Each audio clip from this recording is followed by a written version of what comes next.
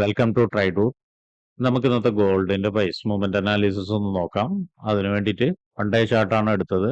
One day chart നോക്കിയാൽ കാണാം ഇന്നലെ മാർക്കറ്റ് വളരെ സ്ട്രോങ് ആയുള്ളൊരു ബുള്ളിഷ് മൂവ്മെന്റ് തന്നിട്ട് മുകളിൽ നിന്ന് നല്ല രീതിയിൽ റിജക്ഷൻ തന്നിട്ടുണ്ട്. ഇന്ന് അതിന്റെ ഒരു കണ്ടിന്യൂഷൻ എന്ന രീതിയിലേക്ക് താഴോട്ടേക്ക് വന്നിട്ടുണ്ട്.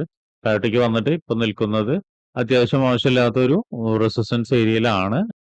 ഇനി മാർക്കറ്റ് കുറച്ചും കൂടി താഴോട്ടേക്ക് ഇറങ്ങുകയാണെങ്കിൽ ഇന്നലത്തെ ആ ക്യാൻഡലിന്റെ ലോയിലേക്ക് ഇറങ്ങാനുള്ള ഒരു സാധ്യത കാണുന്നുണ്ട്. അതിനൊന്ന് മാർക്ക് ചെയ്തിടുന്നുണ്ട്. വീണ്ടും കുറച്ചും കൂടി ഇറങ്ങുകയാണെങ്കിൽ ഈ ഒരു ലെവലിലേക്ക് ഇറങ്ങാനുള്ള ഒരു സാധ്യത കാണുന്നുണ്ട്. അതുപോലെ മുകളിലോട്ട് പോവുകയാണെങ്കിൽ ഇവിടേക്ക് എത്താനുള്ള ഒരു സാധ്യതയും കൂടി കാണുന്നുണ്ട്. അപ്പൊ അതിനെയും മാർക്ക് ചെയ്ത് വെക്കുന്നുണ്ട്. അപ്പൊ ഇത്രയാണ് പ്രധാനപ്പെട്ട ഏരിയാസ് വൺ ഡേ ചാർട്ടിൽ മാർക്ക് ചെയ്ത് വെക്കുന്നത്. ഇനി നമുക്ക് ചെറിയ ടൈം ഫ്രെയിമിലേക്ക് പോകേണ്ടതുണ്ട്. അതിനു മുന്നേ ഇന്നത്തെ പ്രധാനപ്പെട്ട ന്യൂസുകൾ എന്തൊക്കെയാന്നുള്ളത് നോക്കാം. ഇന്ന് പ്രധാനമായും 3 ന്യൂസുകളാണുള്ളത്. ഒന്ന് കോർ റീറ്റെയിൽ സെയിൽസ് മന്ത്ലി, അതുപോലെ റീറ്റെയിൽ സെയിൽസ് മന്ത്ലി, അതുപോലെ അൺഎംപ്ലോയ്മെന്റ് ക്ലൈംസ്. ഇത് വരുന്നതെല്ലാം ഇന്ത്യൻ സമയം 6 മണിക്കാണ്. ഇതിന്റെ എല്ലാം ഡീറ്റെയിൽസ് നോക്കാം. Core sales monthly previous figure വന്നത് -0.3% ആയിരുന്നു. ഇത് ഫോർകാസ്റ്റ് വരുന്നത് 0.3% ആണ്.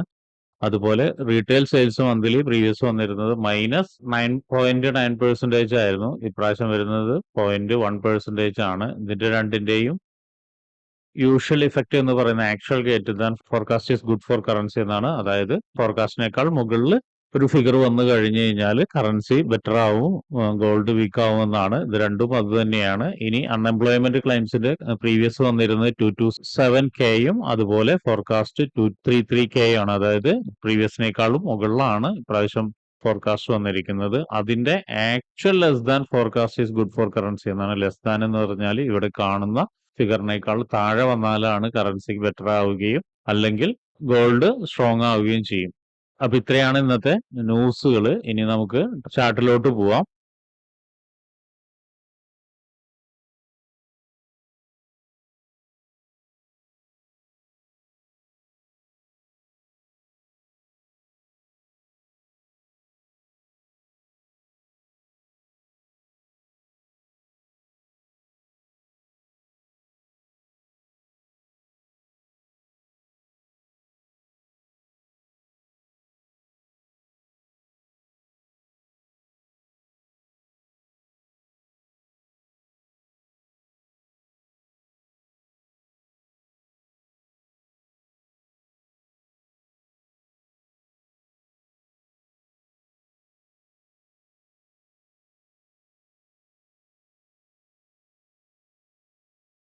വൺ അവർ ചാർട്ടിലെ പ്രധാനപ്പെട്ട ഏരിയാസ് മാർക്ക് ചെയ്ത് വെച്ചിട്ടുണ്ട്. ഇനി നമുക്ക് അതിന്റെയൊക്കെ പ്രൈസ് റേഞ്ചുകൾ ഒന്ന് നോക്കാം.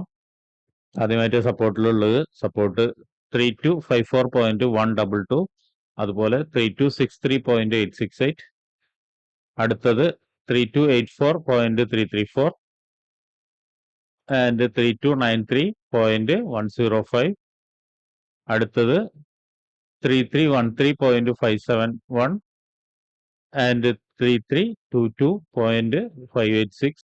ഇനി അടുത്ത റെസിസ്റ്റൻസ് ഏരിയ 3366.929 ആൻഡ് 3377.163, അടുത്തത് 3388.127 ആൻഡ് 3397.629, അടുത്തത് 3412.491, അടുത്തത് 3421.262. അപ്പൊ ഇത്രയാണ് പ്രധാനപ്പെട്ട ഏരിയാസ് 1 അവറിലുള്ളത്. ഇനി നമുക്ക് 15 മിനിറ്റ്സിലോട്ട് പോയിട്ട് എൻട്രി സാധ്യതകളൊന്ന് നോക്കാം. 50 മിനിറ്റ്സിലോട്ട് നോക്കി കഴിഞ്ഞാൽ മനസ്സിലാവും ഇന്നലെ ഇവിടെ നിന്ന് മാർക്കറ്റ് വളരെ സ്ട്രോങ് ആയിട്ട് മുകളിലോട്ട് പോയിട്ടുണ്ട്. ആ ഒരു ഏരിയയിലേക്ക് വീണ്ടും റീടെസ്റ്റ് വരുന്നുണ്ട്. പക്ഷെ ഈ ഒരു ലെവലിൽ നിന്നൊരു കൺഫർമേഷൻ കിട്ടുകയാണെങ്കിൽ ഇവിടെ അത്യാവശ്യം മോശമില്ലാത്ത ഒരു സ്ട്രോങ് ആയിട്ടുള്ളൊരു ഏരിയയാണ്. ആ ലെവലിൽ നിന്നൊരു കൺഫർമേഷൻ കിട്ടുകയാണെങ്കിൽ മാർക്കറ്റ് മുകളിലോട്ട് പോകാനുള്ള സാധ്യത കാണുന്നുണ്ട്.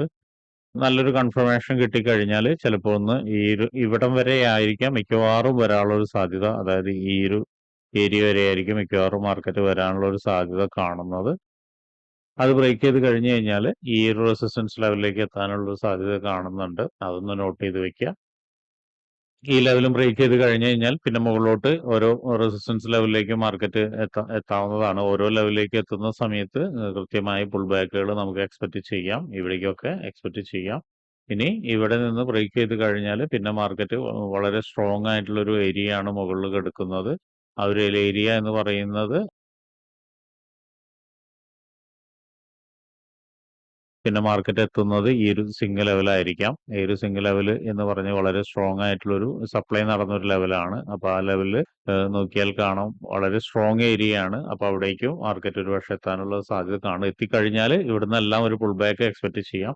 ഇനി സെൽ എൻട്രി എന്ന് പറയുന്നത് ഈ ഒരു സപ്പോർട്ട് ഏരിയയുടെ താഴോട്ടൊക്കെയാണ് സെൽ എൻട്രി ഉള്ളത്. സപ്പോർട്ട് ഏരിയ ബ്രേക്ക് ചെയ്ത് കഴിഞ്ഞ് കഴിഞ്ഞാൽ മാർക്കറ്റ് ഈ ലെവലിലേക്ക് എത്താനും ഇവിടെ നിന്ന് ഒരുപക്ഷെ ഒരു ചെറിയ ഒരു കൺഫർമേഷൻ കിട്ടിക്കഴിഞ്ഞാൽ നമുക്കൊരു ഫുൾ ബാക്കിന്റെ ഒരു എൻട്രി എടുക്കാം. അതുപോലെ തന്നെ ബ്രേക്ക് ചെയ്ത് വരികയാണെങ്കിൽ അടുത്തൊരു സപ്പോർട്ട് ഏരിയ എന്ന് പറയുന്നത് ഇവിടെയാണ്. ഇതിലേക്കൊക്കെ മാർക്കറ്റ് എത്താനുള്ള സാധ്യത ഉണ്ട്. ഓരോ ലെവൽ ബ്രേക്ക് ചെയ്യുമ്പോൾ അടുത്ത ഏരിയയിലേക്ക് എത്താനുള്ള സാധ്യതയുണ്ട്. പിന്നെ ശ്രദ്ധിക്കേണ്ട കാര്യം ഈ ഒരു സപ്പോർട്ട് ബ്രേക്ക് ചെയ്യുമ്പോൾ ആദ്യം വരച്ച സപ്പോർട്ട് ബ്രേക്ക് ചെയ്യുമ്പോൾ ഈ ഒരു ഏരിയയിലേക്ക് എത്തുന്ന സമയത്ത് ഒരുപക്ഷെ ഇവിടേക്കൊക്കെ എത്തുന്ന സമയത്ത് ഒരുപക്ഷെ മാർക്കറ്റ് ഒരു റിവേഴ്സൽ തരാനുള്ള ഒരു സാധ്യത കാണുന്നുണ്ട്. അല്ലെങ്കിൽ ഒരു പുൾ ബാക്ക് എങ്കിലും കിട്ടാനുള്ള ഒരു സാധ്യതയും കൂടി കാണുന്നുണ്ട്. അതും നോട്ട് ചെയ്ത് വെക്കുക. അപ്പൊ ഇത്രയാണ് ഇന്നത്തെ പ്രധാനപ്പെട്ട ഏരിയാസ് ആൻഡ് എൻട്രി സാധ്യതകൾ. അപ്പോൾ ട്രേഡ് എടുക്കുന്ന ആളുകൾ എല്ലാവരും നോക്കിയും കണ്ടും തന്നെ ട്രേഡ് എടുക്കാൻ ശ്രമിക്കുക.